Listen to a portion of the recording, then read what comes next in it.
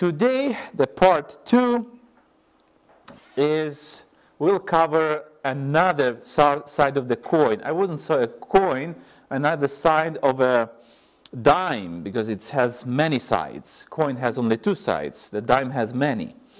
So from a different perspective, we'll be looking today how what we do may affect our brain and may affect our quality of our life, and what can we do to improve it. Okay, body-mind connection, part 1. I'll start only from one phrase from the last lecture. Who I am is actually what my brain is. Those who've been here, maybe you recall this phrase. We started with this phrase. I'm not going to discuss that phrase, but I'll continue today with my brain is what I eat, as a continuation. So I am is what I'm here. But what I have here is dependent on what comes in through my mouth. I have a question for you. What food means for you? You see, for some people they say food is all for me. For some people, food is not important at all. This is too right or too left. And as you understand, we should keep somewhere a golden middle in this case scenario. We should live, or we should eat to live. You see, some people, they eat to live. And some people, they live to eat. Now, it's a question to you, don't answer me aloud. Just answer to yourself, where you are, how much you're on your left or how much you're on the right. What is food addiction? Food addiction is a very serious problem. And believe me, the scientists today, scientists in the medical field, they work hard what to do, because yearly billions of dollars are spent because people are eating junk food. People are ruining their body willfully. But because they're insured, the insurance has to pay.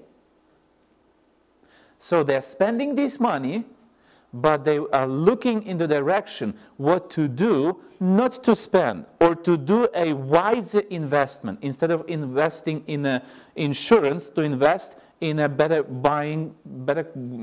quality food, better drinks, to do something to improve your life quality. So you live not only longer, but you live a quality life. So you enjoy living. Not just existing, but living. Many people, they are so dependent on what they eat that if they don't have what they like, they become upset. They become angry. It's like, it's like a dog, Once the dog is eating, if you take the food, it's just, even if it's your puppy, that tiny puppy, it shows its teeth. Why? Because you're taking his or her food out, away. So many people, subconsciously, they somehow behave the same. And once they're hungry, once they want what they like, they'll spend money, they'll do on credit, but they will go and eat what they like. Why? We can somehow understand the addictions to alcohol. Even more we understand addictions to cigarettes and smoking, or even drugs, drug addiction. But food addiction, how strong is that addiction? Before we answer this question, let's answer another question. How an addiction is formed? All our addictions, they can be classified in 2 big categories. Something is what we inherit. those addictions I wouldn't call addictions, but I would call like a traits over character. I would call it temperament. But it may become an addiction in a certain way. For example, from the birth, some people, I have two daughters. One of them is a salty food lover, another is a sweet eater. And this addiction, they inherited. Not that I gave to one this kind of food and to another only sweets, no. I try to encourage the other one to eat lettuce and tomatoes and raw food, but somehow for her it's a struggle to do that. While for the first one, she eats carrot, cucumbers, radish, just like that. So it's a good. I'm happy for one, but I'm not happy for the other one because the thing she likes is sweets. But the most important or the worst addiction are what we acquire during our education, or I would say the absence of education. And during our student, the most, by statistic, most of the wrong habits are formed during your education in college. That's proved scientifically. Why? Because students don't have time to cook. They are on a budget, very limited budget, because they have to buy books and they have to pay for their education. And they eat what? The cheapest food, which is junk. And when they go to their office and they get their job, they stay with the food they train themselves to eat. So they keep eating that junk. Even now they are getting a good salary and they can afford to buy a good quality food, but they still eat that one. Why? They're addicted. Exactly. They're addicted. Addiction is actually a reflex. A scientist, a Russian scientist, proved that for the first time on the dogs. What he did, he took a dog and gave food, just unconditionally. Then he whistled in the presence of a dog, unconditionally. Then what he did, next step, he whistled and gave food to a dog. And after a couple times, after he would whistle, the dog would produce saliva without food. Why? The reflex was formed. It's something you know that it's formed subconsciously. For example, when you begin learning a piano playing, for example, I remember myself learning piano. I would count the lines first. Okay, one, okay, in the second line, in the middle of the second line, okay, that must be G. Then I was looking for the G on the key. Finally, here is G. Then the next note. That's how I was learning. Now I can play a song without looking. How my fingers know what to press and when? Practice. It's in my subconscious. The reflexes were formed. So the same with the food. When something smells or something what we see, and if we eat, that forms a strong reflex. We'll be talking more about how it works in a human brain. But that reflex, once it's formed, it's hard to overlearn. Every one of you know that it's easier to learn right from the beginning than later to overlearn. So once you learn something wrong, in a wrong way, once you learn something, even like playing a piano, to press a certain note with the wrong finger, then you will have in your life, throughout your life, a problem playing something when you have to change your fingers quickly, because you trained your fingers in the wrong direction. The same with the food. We see it, we smell it, we eat, we like it. That's how the reflexes are formed. And we can train ourselves to eat healthy food or to eat, actually, to eat junk food, you need less training than to eat healthy food, unfortunately. But it's very important for the children, when they grow up, if you allow them to eat only what they like, there is a saying, if you, when you are young, you eat only what tastes good, when you will get older, you'll have to drink and eat only what tastes bitter. I mean, because you need to treat yourself, you understand? But if you eat as when you're young, also the good quality food, the healthy food, then you can enjoy it to the rest of your life. In our nose, on our tongue, and our eyes, these three are involved in food processing. Can you imagine that before we even touch food, before we even begin to chew it, all these three senses are already involved in processing food, what we are just only going to eat. Not what we ate already, but we are just going to eat. When we smell it, or we see it, then it sends a signal to a brain. And the brain sends signal to a stomach. And the stomach begins to produce the acids, preparing the whole system to digest the food. What happens if we usually eat at 1 our lunch? For example, at 1 p.m. we eat our lunch.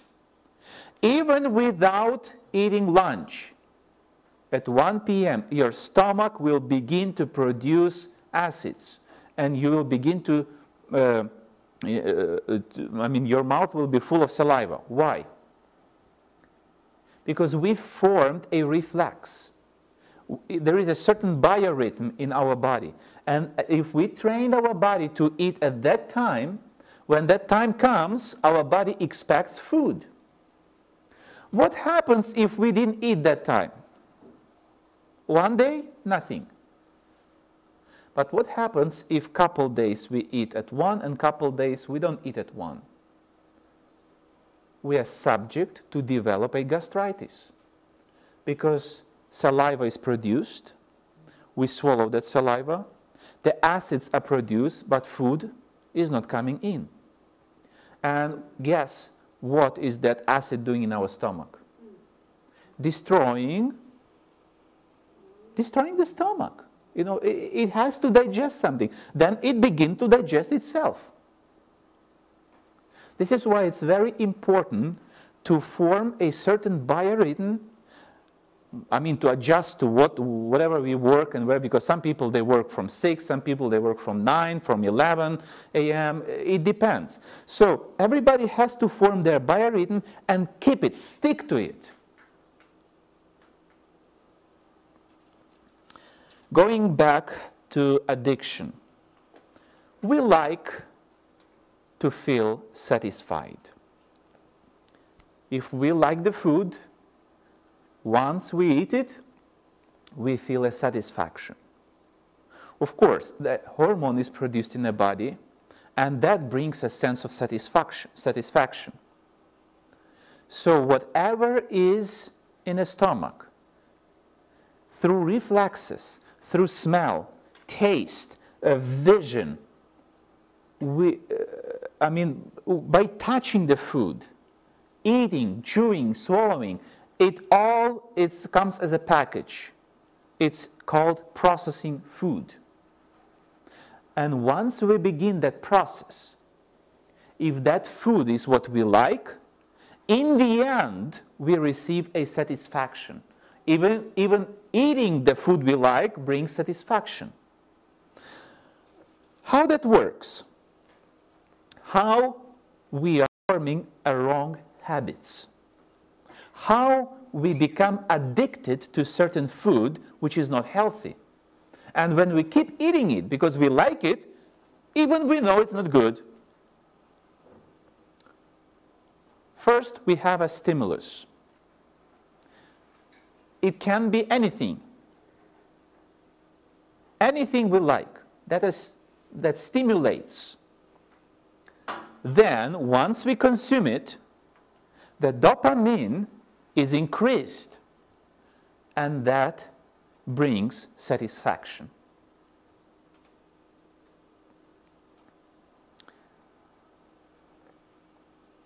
So if we do it on a chart, a satisfaction, and if we have a stimulus, the stronger is the stimulus, the higher is satisfaction. Now, let me explain it in a more practical way. Step 1,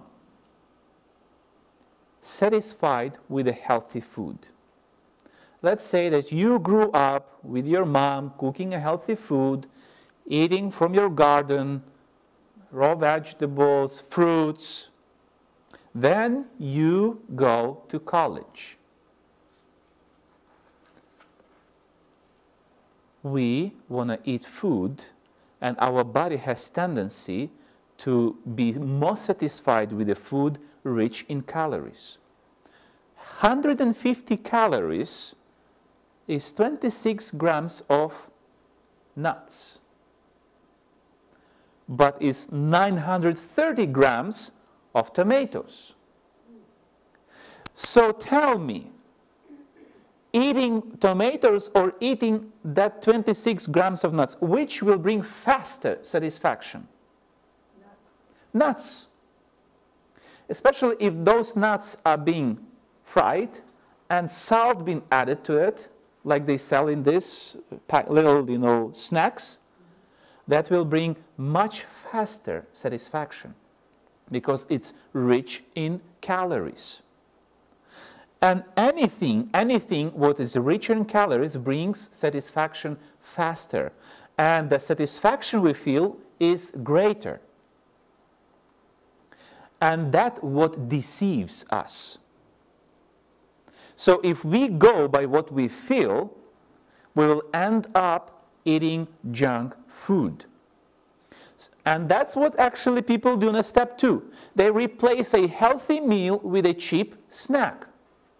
So healthy meal involves certain preparation.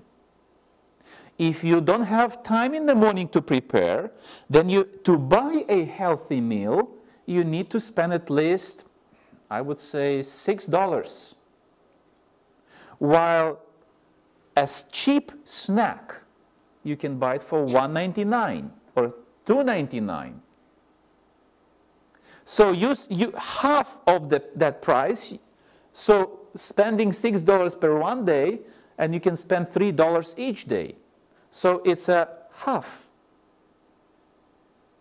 So in other words, you save money, you have a faster satisfaction, because all these packages, not particularly this, but all these snacks, it's a concentration of calories.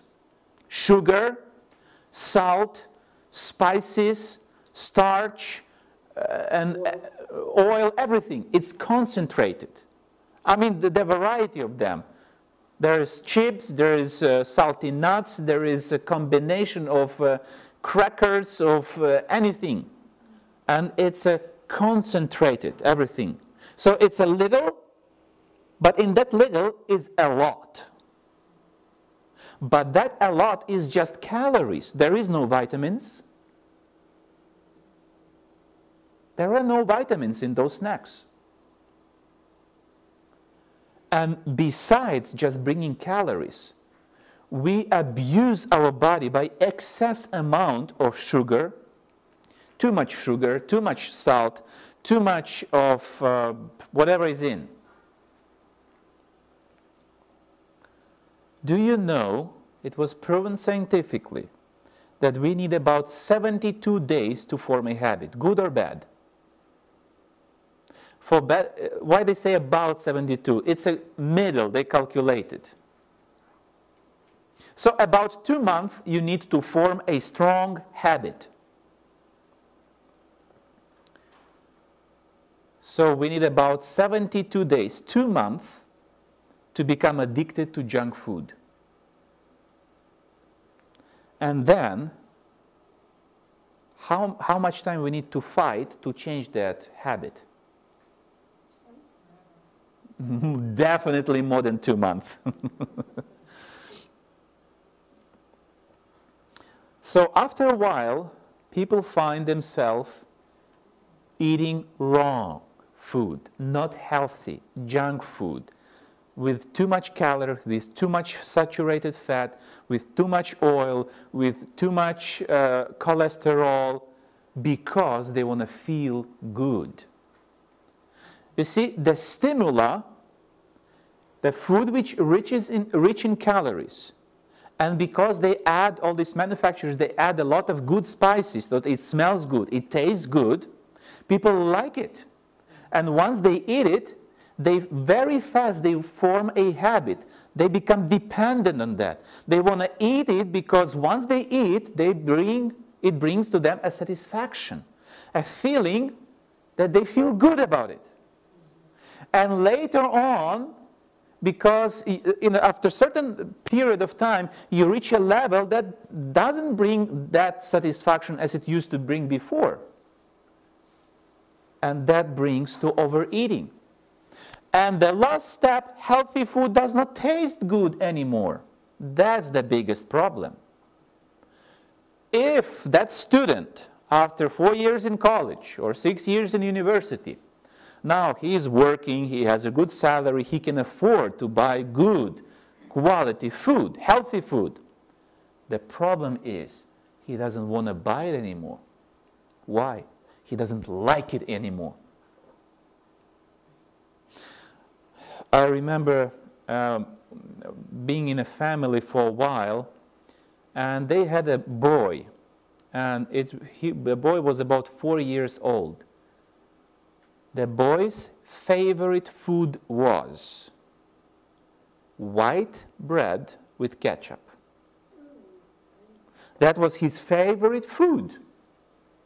Now, can you imagine giving to this 5-year-old boy, here's a piece of broccoli for you? Yuck. That's how he feels about. Because from the beginning, his taste was ruined, was perverted. Children are born with I'd say without a taste. We as parents or grandparents, we are forming their taste.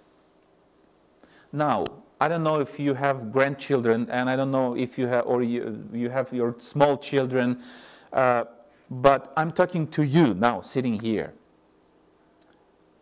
It doesn't matter what habits you formed. The matter is what you're going to do with your wrong habits from now on. Some people, they say, well, if I'm not getting obese from what I eat, I'm fine. The problem is that overeating does not cause obesity always. It's not necessary that way, that I overeat, then I have to be obese. No.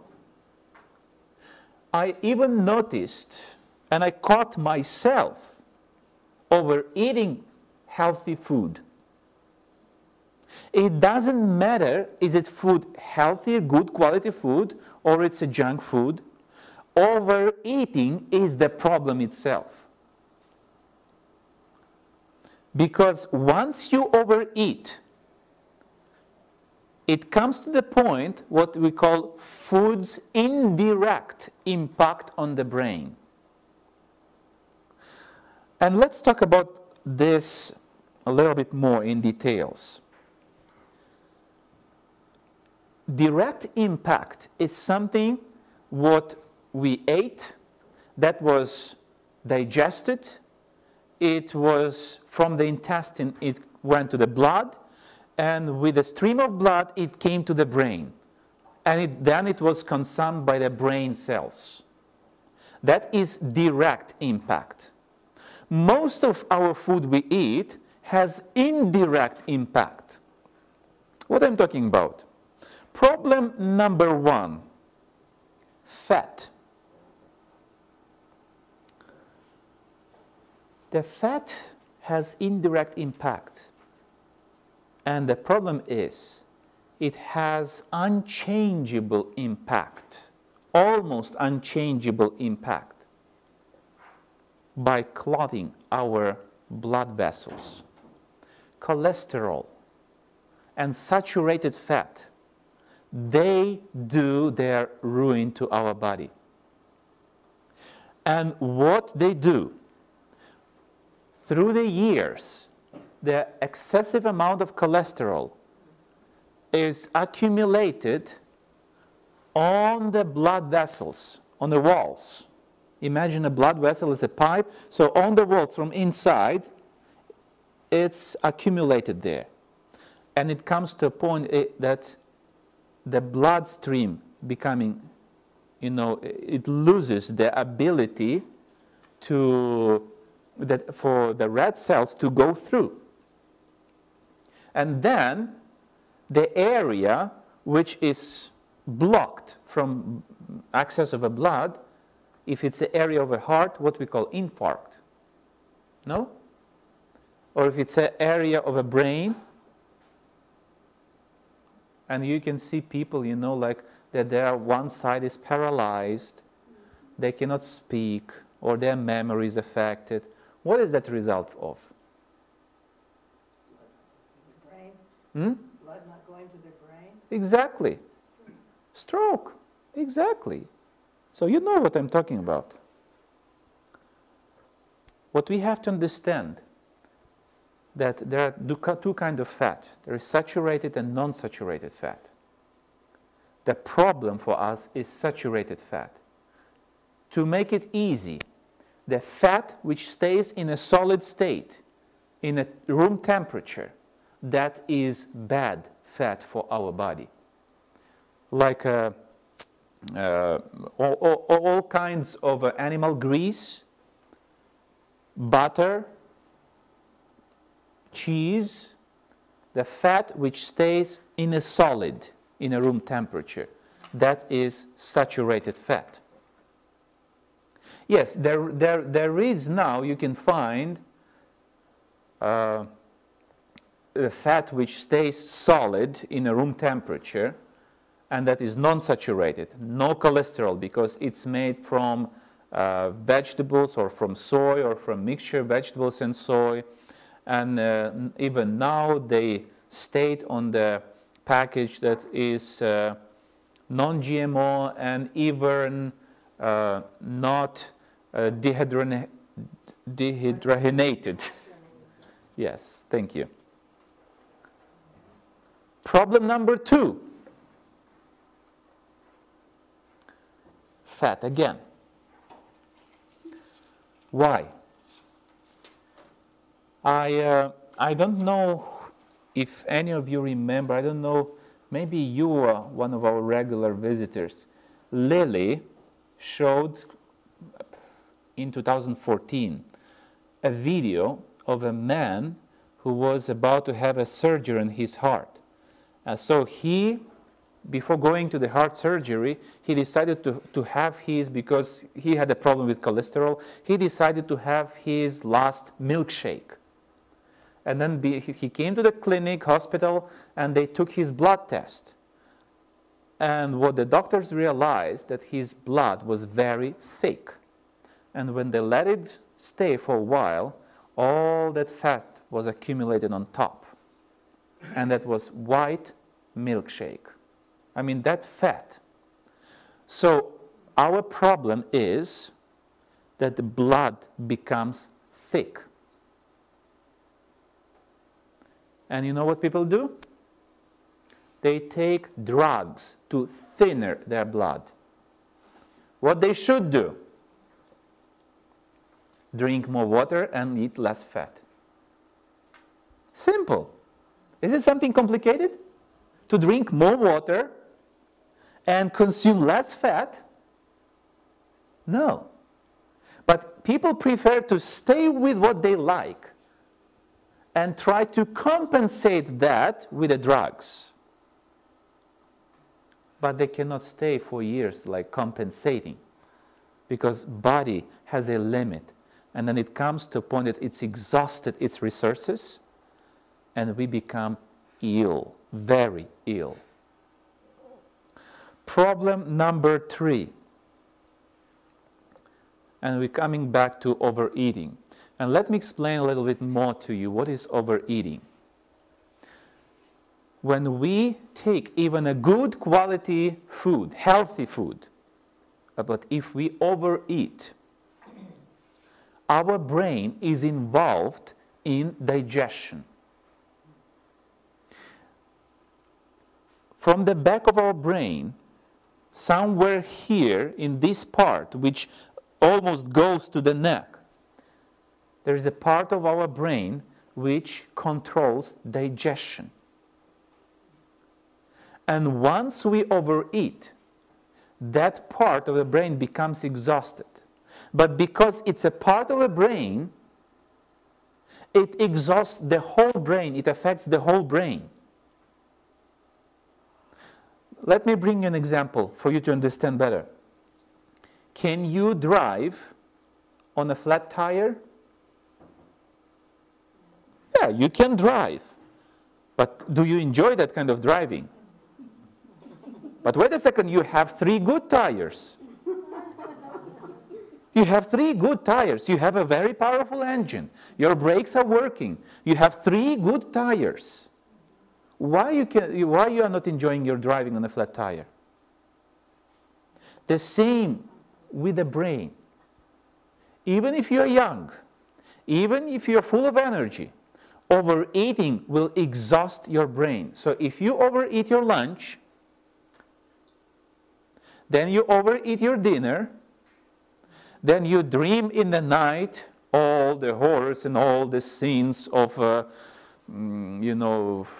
you ever maybe a human brain can imagine. Why?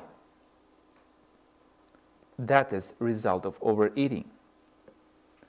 Now, the most deceiving part of our body, when we abuse our stomach, if our lunch was too big than we need, if we overate during the lunchtime, the stomach sends a false signal to our brain of a hunger. So if we had our lunch at 1 p.m.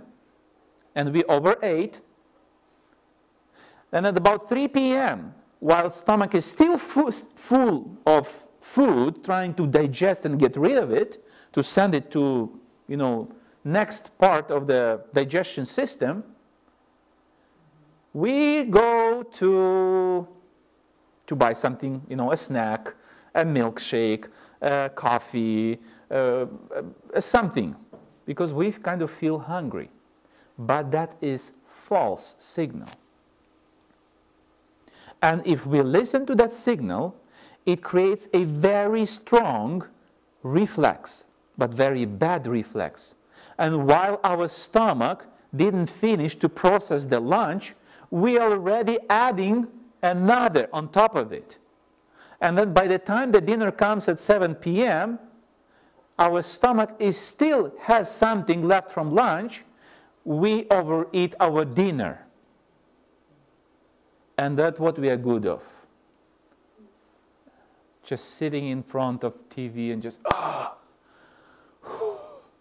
good dinner.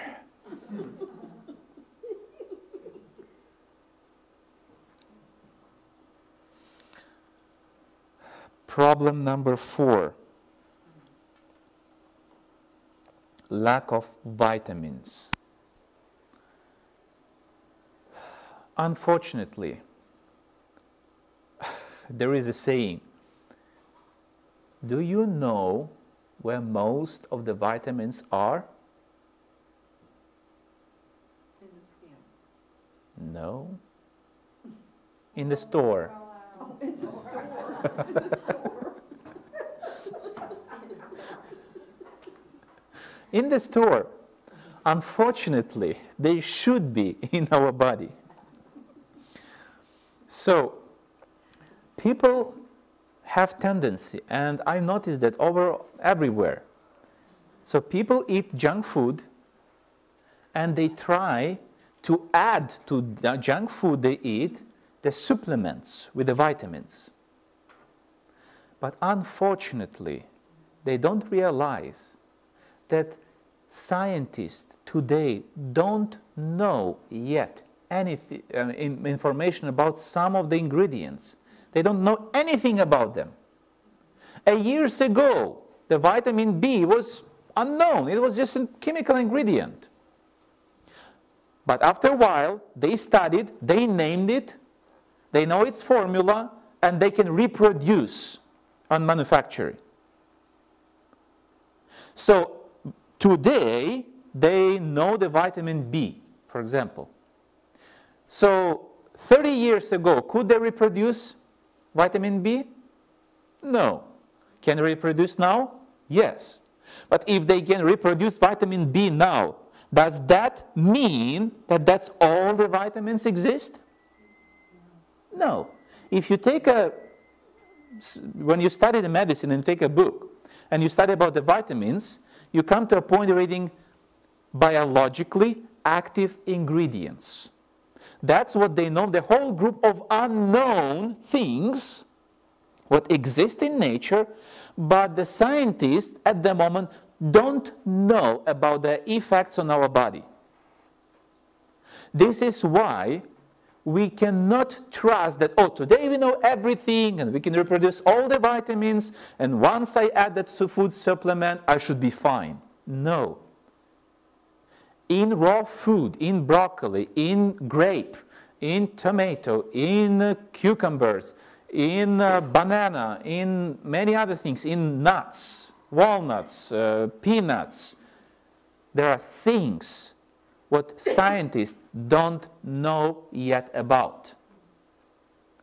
They call it biologically active ingredients. So if we eliminate those, who knows where we will end up and how soon?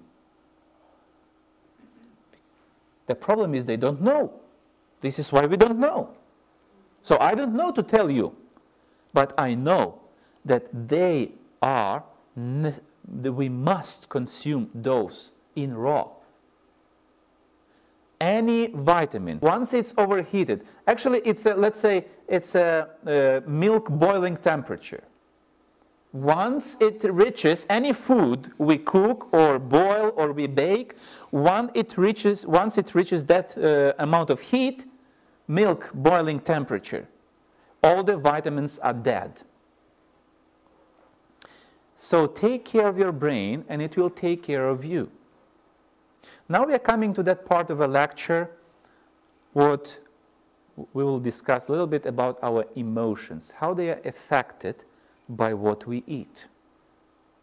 This phrase, take care of your brain, means if we eat healthy, if we consume a healthy food and our brains get good nutrition from blood, and our blood is thin, there is not too much fat in our blood, then we can be sure that our brain receives enough oxygen through a good blood flowing through the brain. Then we can be sure that we have much more chance to think positively. Now, when you have a headache, how much do you enjoy your life? Okay, let's say that way. You love knitting, for example, knitting, or you love painting, whatever. You like something to do. You have hobbies. When you have a headache, can you play with your hobbies? So in order to do something, you have to force yourself. So if our brain is exhausted because of overeating, or because it spent 6 hours processing that, maybe not overeating, but that hard to digest food like cheese, meat, like 4 eggs in an omelette or something like that. That takes hours to be digested. So after that, Can you call yourself that you have a fresh brain, ready to think something, to reason? Next lecture, we'll be talking about stress. And we'll be talking why many people make their stress even worse by eating while they're stressed. But we'll talk about that. So food has indirect, not direct, but indirect impact on our emotions. And our emotions has impact on what we eat. Because let us make a little conclusion and combine what we were discussing before. Once we form a wrong habit to eat junk or something what is not healthy, now we become dependent on that because we like it. And once we eat it, that brings satisfaction. So emotionally we feel okay because we like it, we eat it, we enjoy it. Does our body enjoy that? No. Those who were here last time, we discussed how everything is here in the brain. So the satisfaction is here because of a raise of a dopamine. But that satisfaction is a false feeling because it brings satisfaction over the wrong thing. Now, if we try to switch to a healthier diet, what we would be feeling about? Wanting things we were used to eating. Withdrawal. We'll talk about that. We'll talk about that. Does it matter how the food looks and how it smells? So before answering a question, how people feel when they try to switch from a wrong diet to a healthier diet? They feel bad. Why they feel bad? Because they're missing that smell. They're missing that look. They're missing. You know, when you take the fried potato and you dip it in whatever, you know, sauce, ketchup. Once you used to do that, once you like it, and you love it. Now, I come to you, here is broccoli for you. You have to enjoy your food.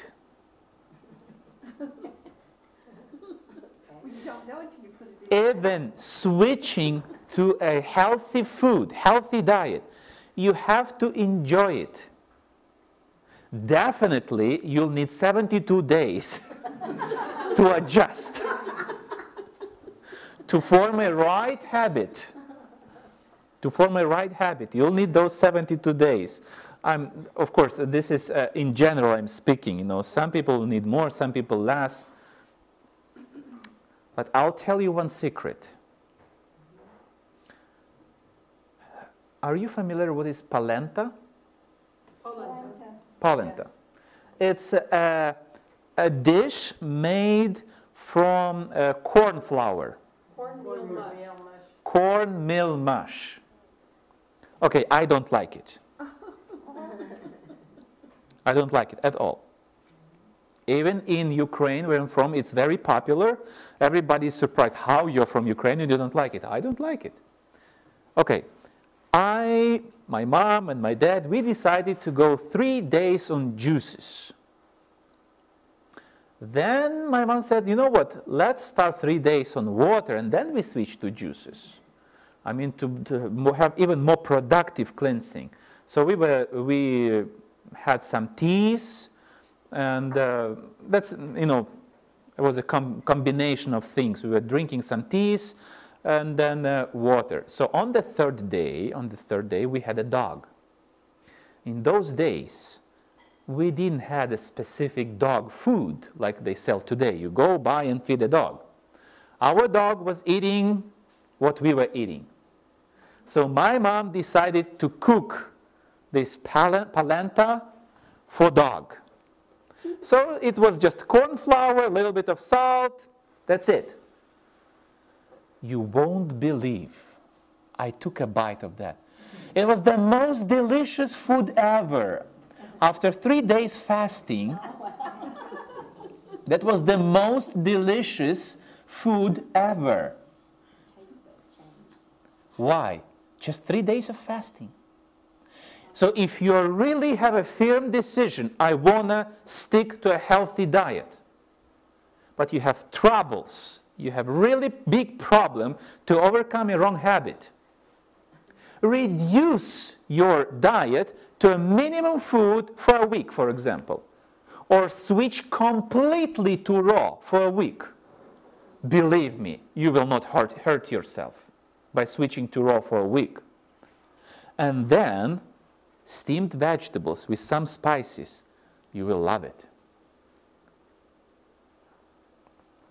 Why many people are discouraged after switching to a healthier diet?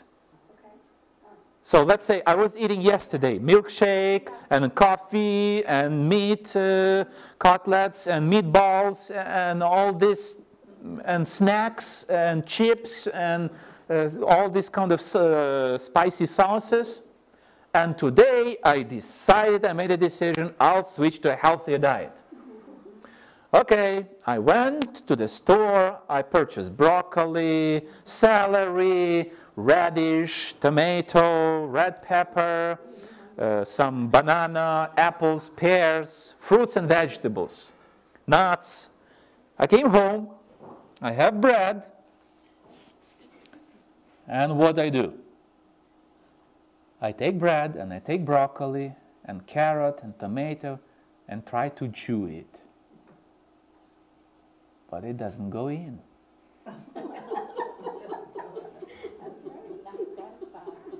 You know why?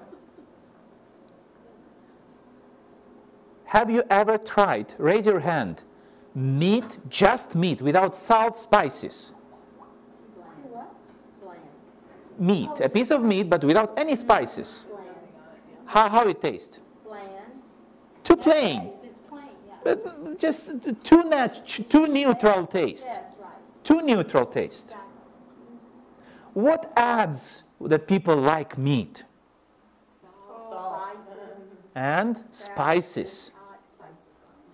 If you take that meat but keep the spices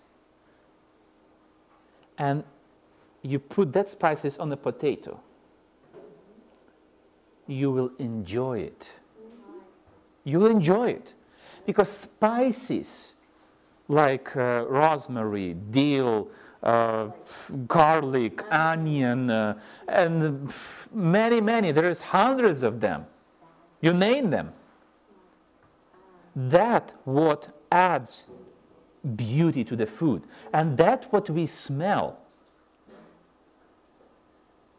For example, if you just take, let's say potato. So we need to steam what we have: carrot, broccoli, cauliflower. Cauliflower and broccoli are friends, brothers. Okay, let's say we steam those vegetables. If you just eat them as you steam, you won't enjoy them. But if you steam, and after they're steamed, you put on them raw, cold press, sunflower oil or olive oil, and you add a little bit of rosemary or Italian seasoning, and you use some garlic, that adds beauty to that cauliflower. And when you serve it on the table, you just, you want to eat it. It's healthy and it's tasty. This is the problem why I met many people who were discouraged. After I remember a lady when we were living in Sacramento. She took it so seriously that she switched completely to raw. From meat eating to raw, boom. And I said, hey, hey, hey, hey. I said, ooh, cool down. Not that way. And guess what? She ended up being in hospital. Yes. Wow. Because she was eating raw, but inside of that raw, she was missing some ingredients. And I told her, hey, add some variety. Because the food you eat, you eat because you say it's healthy, I must eat, but you don't enjoy it. Add a variety. She didn't listen to me. After 2 years, I found her eating meat and everything junk food again. Why? She got discouraged. Because we have to take a wise step at a time. So if I want to become a vegetarian, what I'm going to substitute? Beans, nuts, rice. You're already going in the wrong direction. Wrong direction. Okay. You know why? Why? We were taught, even in a medical university, I was taught that we need to eat meat. But believe me, excessive amount, don't believe me, I mean, you can do your own research. I'm just telling you, I don't have time to bring all these researchers. I'm just telling you the conclusion of researchers. Excessive amount of protein does not bring good, only bad to our body. Because excessive amount of protein in the body, it ferments in the intestine and produces toxins. This is why we don't need excessive amount of proteins. And I met many people who were switching to vegetarian diet and they were eating beans every day, beans, because we need protein. No, we don't need that much of protein. So switching to vegetarian means that you just eliminate that piece of meat and you can replace it with a potato. Okay, final steps of our lecture today. To eat healthy is a challenge. Yes, it's a challenge. But it's not that kind of challenge. Some people, they think, oh, what am I going to eat now? And that's many questions. And believe me, I had it so many times, especially my wife is challenged with that at work. She is working in Macy's. And you're a vegetarian. What do you eat? You know, with the real sincere big eyes, you know, what do you eat? Poor girl. You know, people sincerely sorry for her, you know. What we eat, there is so much variety. It's tons, billions of recipes. And today we're going to show you something very fast and simple. So if you don't have time to cook, just do it fast and simple. And a final thought. You need just about 72 days to form a healthy habit. 2 months of a push. And after that, you'll get along with it.